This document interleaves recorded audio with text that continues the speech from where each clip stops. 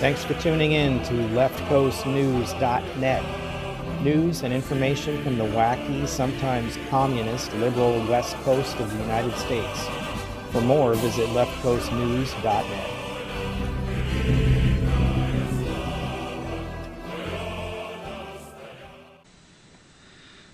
Welcome back to West Coast News, bringing you the stories that matter on the West Coast and beyond. Today we're unpacking three major developments. Washington state lawmakers are quietly expanding sanctuary policies deep into public institutions. Shocking police allegations of systematic mishandling of sexual abuse cases in Idaho's Boise School District. And fresh questions about how Washington's government is handling money intended for foster children. First up, Washington state lawmakers in Olympia are pushing sweeping bills that would extend what some are calling sanctuary-style protections far beyond just immigration enforcement.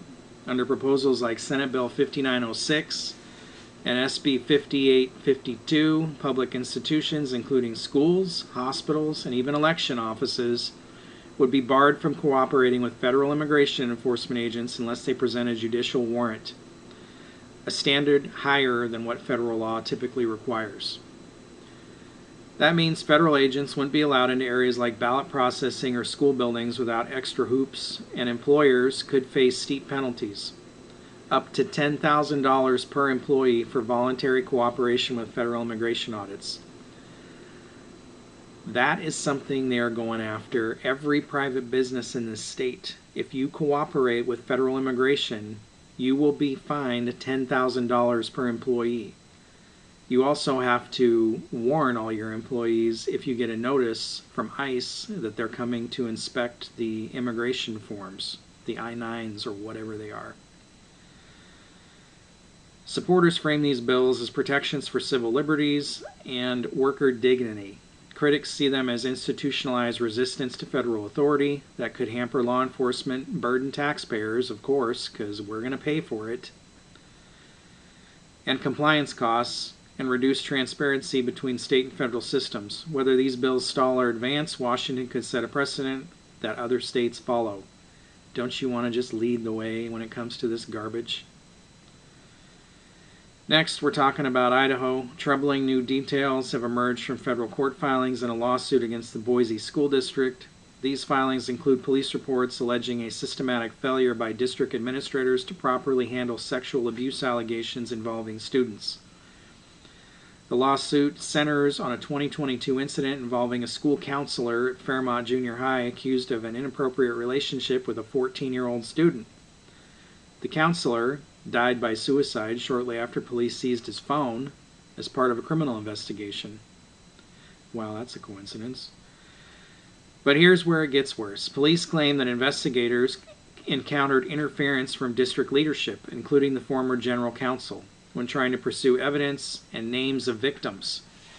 The files describe what one detective termed an extremely concerning pattern, not only of alleged abuse by staff, but administrative practices that hindered law enforcement and allowed personnel to quietly move between jobs without full investigations being completed. One retired principal and multiple school employees are named in various claims, and the report alleges the district's former general counsel tried to limit cooperation with police. Now, why would the school do that? Once again, the government does not care about your safety or your children's safety at all. Just another reason people are pulling their kids out of our shitty school system. So far, dozens of tort claims have been filed against the district, with settlements expected to cost millions, and at least 10 cases remain open. This isn't just isolated incidents, according to court filings. It's a systematic pattern that raises serious questions about oversight, reporting, and child safety in one of Idaho's largest districts. And of course, you, the taxpayer, are going to foot the bill to pay all those lawsuits. And they're going to have to raise school levies and whatever taxes are going to go to the schools to help cover all these costs. These people should be fired. They should be in jail. These school employees need to be held accountable. Period. And finally, coming back to Washington State, local commentators and watchdogs are sounding the alarm over how funds intended for foster children are being managed. According to reporting and social posts from Seattle media voices, Seattle Red in particular, federal officials have warned that the state it may be improperly using money that legally belongs to foster youth. State officials, including Governor Bob Ferguson's office, have reportedly declined to answer basic questions about these concerns even after the federal warning was issued. The conversation isn't happening in a vacuum. Washington has already seen cuts to programs designed to help foster youth thrive, like support services that help them navigate school and transition to adulthood. And independent reports flagged the Treehouse program facing millions in cuts. Critics argue that when money meant for vulnerable children is in question, citizens deserve transparency and fiscal accountability, not silence. So the state is diverting Social Security benefits for foster kids from their parents who have passed away. And this may be some of the only financial support these kids get. And the state is diverting those funds to cover costs of paying for the kids, supporting the kids, using it to cover money for the foster system.